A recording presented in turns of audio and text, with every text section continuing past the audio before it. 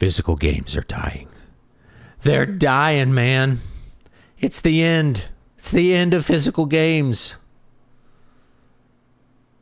I've been seeing a lot of YouTube videos talking about this week. Brand new videos. It's the hot topic, so I'm going to talk about it too. I'm going to start with the white pill, which is that I do not believe physical games are dying, and I base this opinion on observing other forms of media in which we had a digital future kind of blossom, and then it receded, and we've had physical media become very prominent again, if not dominant. Those other forms of media like music, movies, books especially, inform me for my future predictions with games, which is that we will have lots of digital games, and this is because consumer preferences for the digital will kind of even things out, and there will be a general preference for digital games, but I still think you're going to see a lot of physical games, and I think you're going to see a lot of physical games going forward in a lot of different formats. A lot of people were concerned when the Switch 2 came out because it had these game key cards, and it's like, this isn't the game. The game is not on the key card, right? I put the key card in and it downloads the game. I have to have the internet to run the game, yada, yada, yada. And so what a lot of people are thinking about is, first of all, I want the game on my card. I don't want to have to be connected to the internet. It's not real. It's not a real thing. It's not really the game.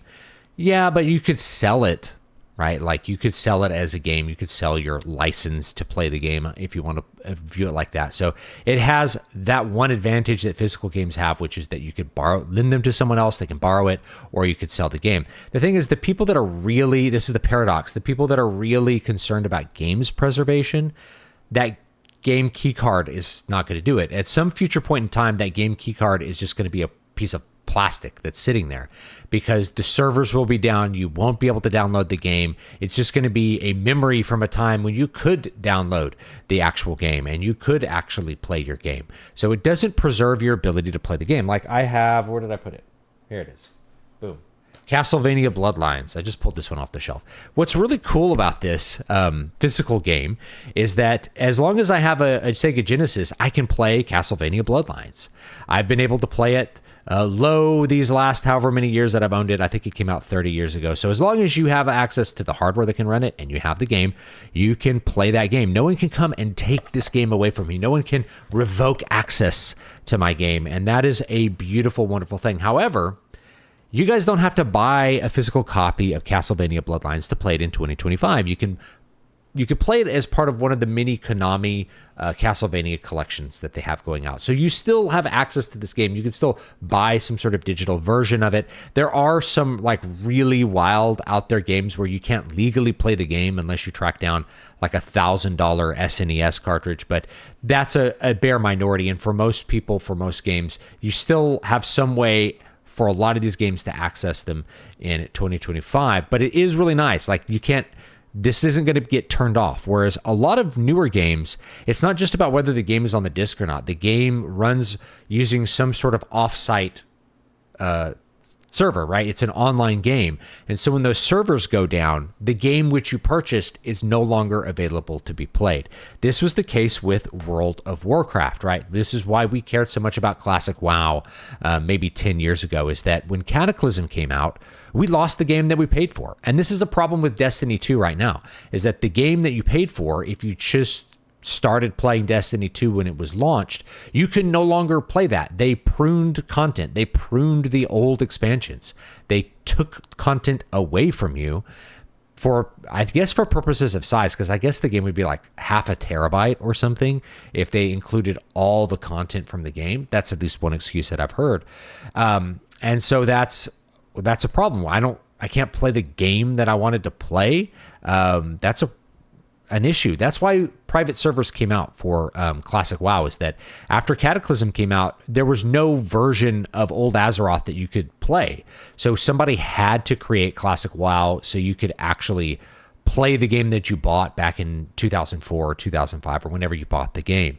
Those first 3 expansions, at least you could play Burning Crusade, I guess, but you couldn't play the original over World of WoW, which was a very different experience than what you got in Cataclysm. It mattered a lot, right? And so the solution to the problem was really something that ended up being kind of extra legal, which is that private servers kind of operating in the gray market or the black market were allowing people to access the game that they paid for in many cases, or maybe they didn't pay for the game, and that would be the legal problem. But Blizzard didn't let you play World of Warcraft. World of Warcraft got deleted and got replaced with World of Warcraft Cataclysm back in like 2011 or whenever Cataclysm came out. So this has always been a big issue. In the PC space, we've been in the digital future for like 20 years. And we've dealt with this. Like, we used to go buy those WoW expansions at a store. You'd go buy Burning Crusade in a box, and you'd load the CDs up, and the CDs would have the data because most people didn't have good internet. You needed physical media in order to just have the data, even for an online-only game. It would take forever to download the expansions. But by the time 2011 rolled around, everybody who was playing had high-speed internet and generally higher high-speed internet, like faster high-speed internet than they had in 2005.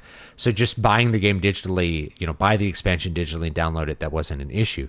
People have just been dealing with this forever. You've been dealing with it with Steam and things like that. But it is very alluring to say like, this can't be taken away from me.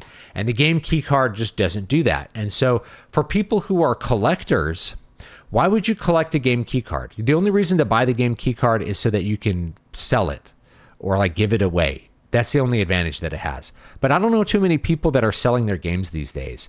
Most of the guys that I know that actually care about physical media, they are trying to collect it. So the game key card doesn't do anything for them. It's just a piece of plastic, right? Might as well just buy the game digitally. And that's an unfortunate thing. However, I still don't think still don't think physical games have gone away yet, and I don't think they're going to go away in the future.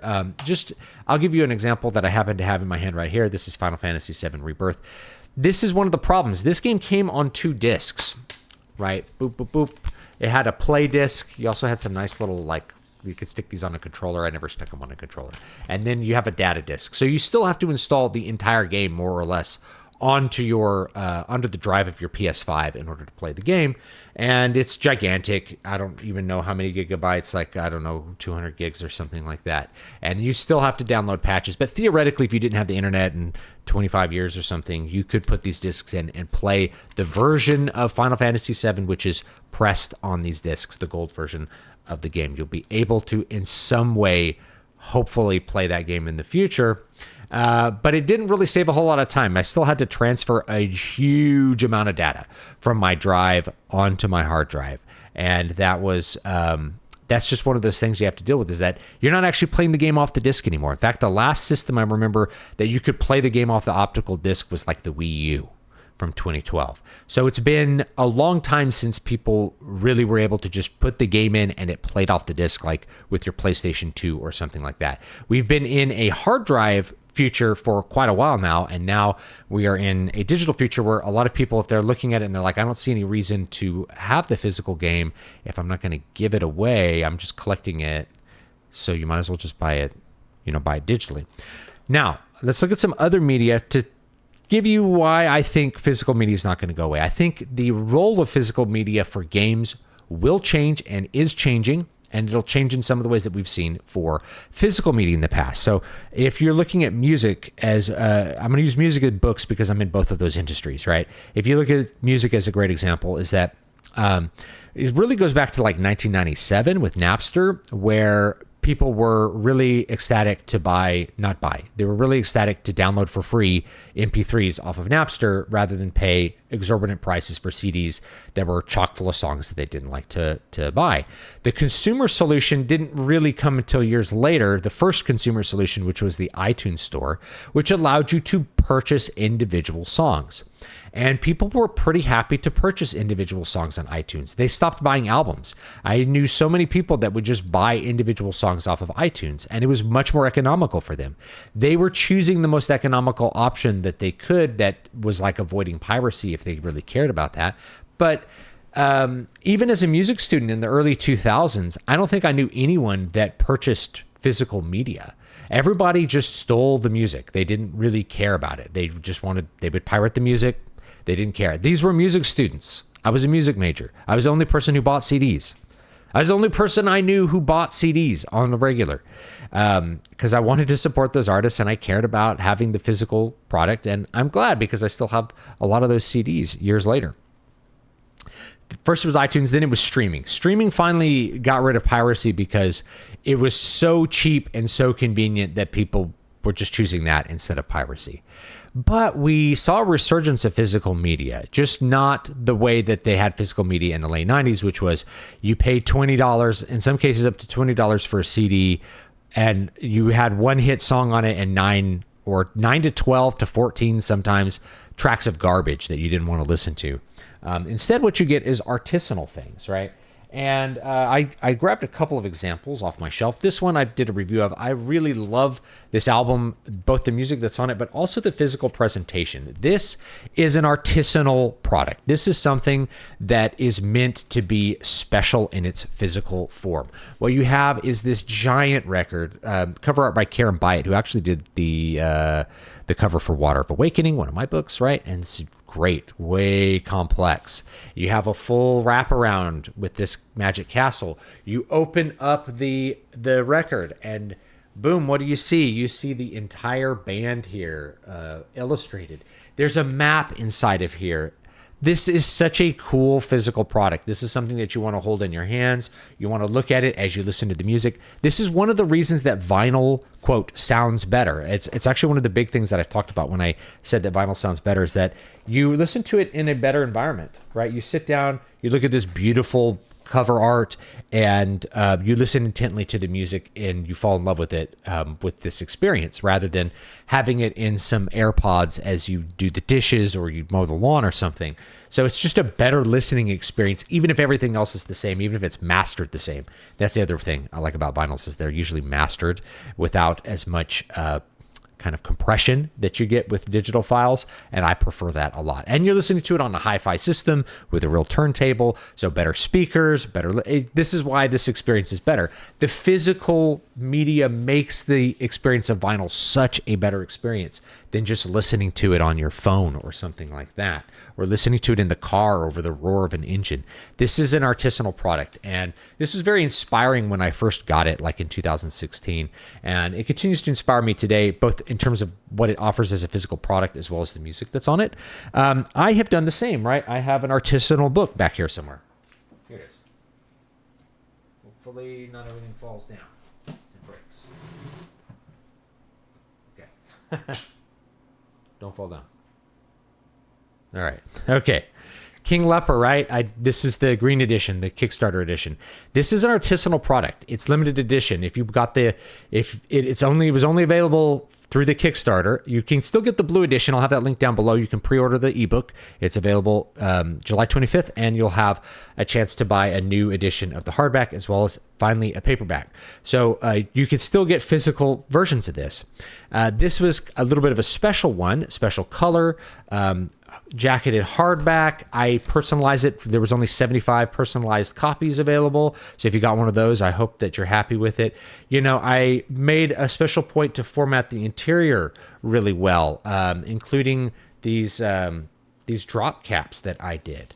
Okay, so I made all kinds of custom drop caps for this. This was a product that I really wanted to be a special physical thing that you could hold in your hand. It has maps in it. It's got all the kinds of stuff that you might want. In fact, for the next time I do, I might have like a big fold-out map that comes with it, right? Kind of in this style. Same idea. So yes, an artisanal product.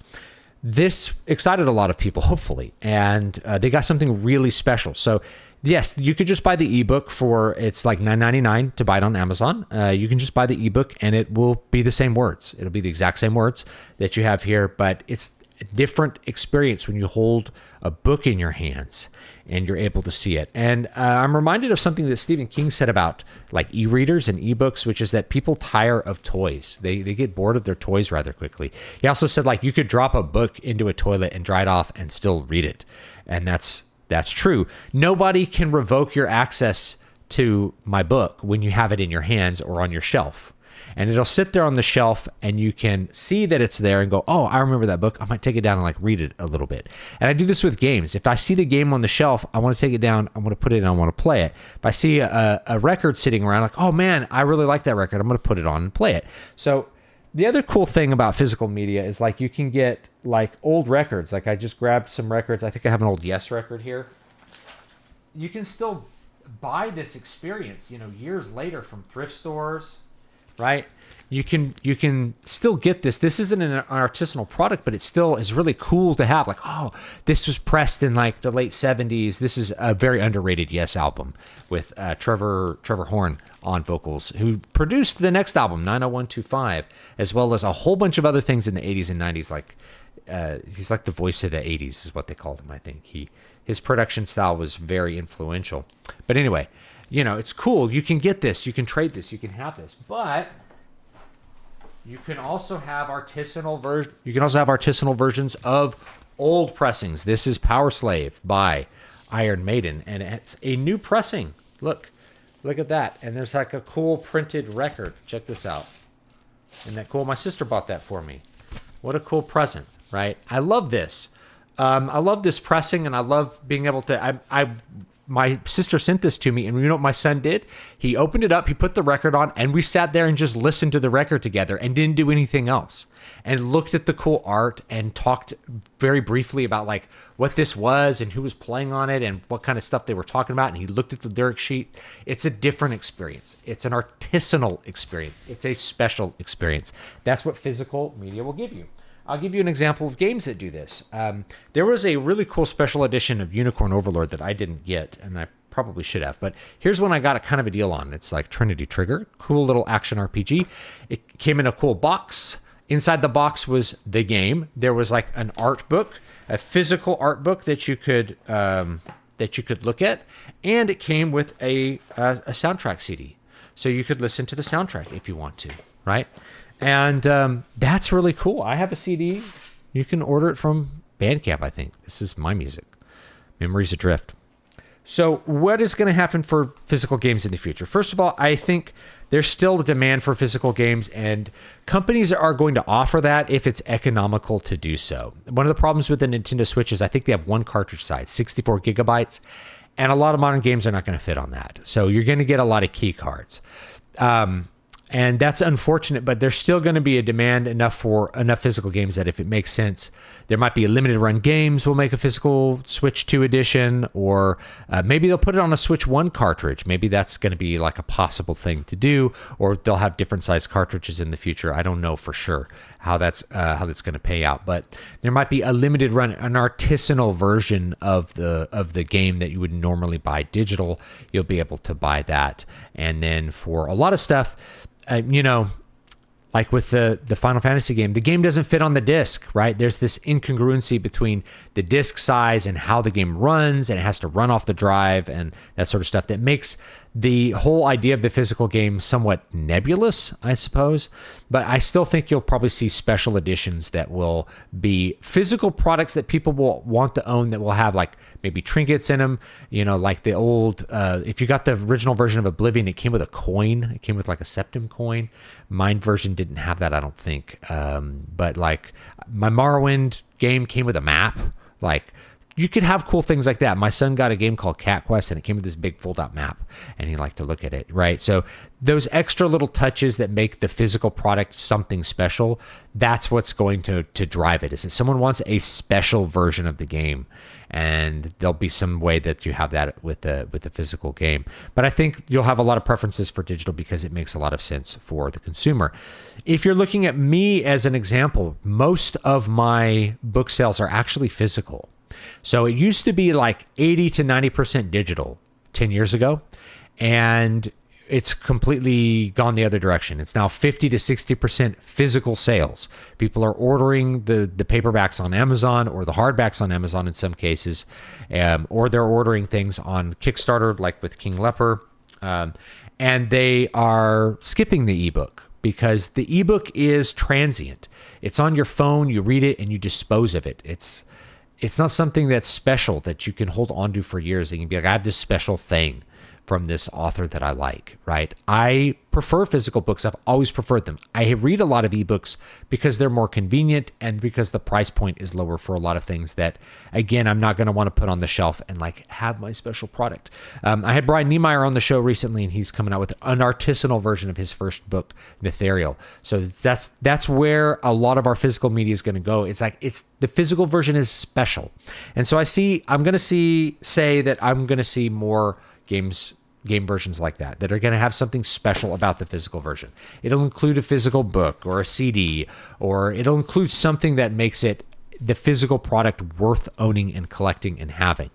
The Unicorn Overlord one had like a collectible card game, like a deck builder game that was unique to that made that collector's edition really special versus a digital collector's edition. I don't know who would do that personally, but a physical collector's edition that had that kind of stuff, I could see that being popular, and that's where I think a lot of those things are going to go.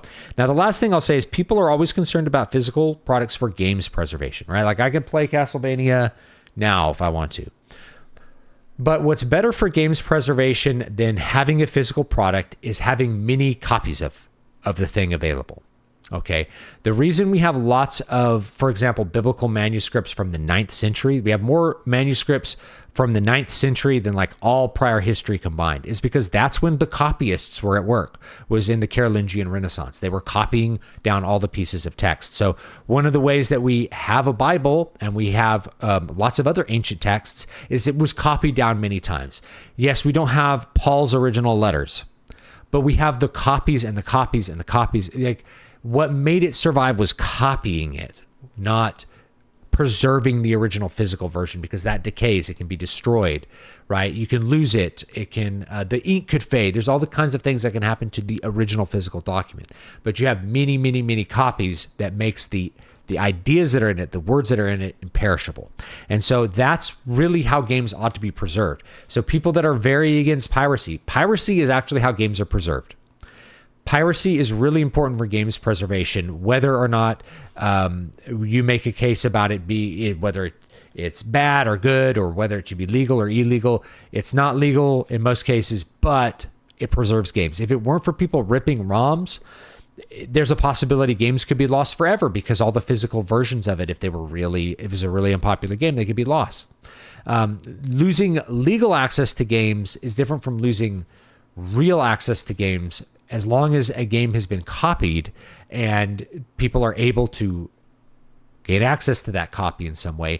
And if it's copied on the internet, that means you have many redundancies. It can be on many different people's computers, and it can be on many different servers that will preserve the data for that game. It'll preserve that game long past any point of like the physical media decaying or things like that. Like eventually the ROM chips will fail, but if you have many copies and they're always being copied onto new hard drives, that copying process preserves it, just like it preserved books of yore.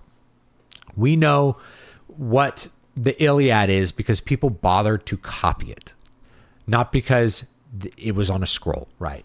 It's that we copied the scroll. That's the important part. So that's the last thing I want to leave you, is that the more important part for games preservation is actually not owning the physical product. It's having that game be copied in some way, and that may mean piracy. But that's what allows the game to be preserved long term. And I think we'll see things, and there's probably some examples that you guys can think of. I think we'll see more of this going forward, is like the game could only be remastered because somebody pirated the game in the past, because the source code's lost, or there's no surviving copies of the version on the company's servers. They have to grab like an illegal copy from off the internet in order to continue forward with it. Anyway, leave me your thoughts down below. Thanks for watching this entire long video I don't think physical media for games is going away. I think its purpose will change, and it will be similar to how we view books and records, which is that physical product is something special, and the digital product is for things that are, a consumable, something that you don't care that much about. Yeah, in 2002, we used to buy the game, play it, and then sell it to GameStop. Now, most people will buy a digital version at a sale price, and that's kind of the same thing. If you're able to buy the digital version for $15, it's the same as buying it for $40 and selling it for $25 or whatever it is, right? So So the Steam sale takes the place of rental. You have the Xbox subscription and the PlayStation subscription. They kind of take the place of rentals of yore. And then people will save their money for something that they really want to own a physical version of in some kind of capacity. And I think companies are clever. They'll come up with merchandise and other ways that will physically preserve their product in the future. Anyway, leave me your thoughts down below. I'd be so happy to read them. Yes, King Leper is out this month in July. The blue edition will be out. This is the green edition. This is the Kickstarter artisanal edition. The physical versions are exactly the same on the inside, just different covers. Laminated hardback and paperback instead of the jacketed hardback. Personalized, limited to 75 copies. And for those of you that got one, tell me what I drew inside the book. I would love to know that those little drawings and little maps that I drew inside the books are out there in the world somewhere. So chances are if you got a physical version, I drew something in it. I drew a creature, I drew a map, I drew something in the book for you. It's a little personal way to make it a special thing for you. So leave me your thoughts, and I'll see you all next time.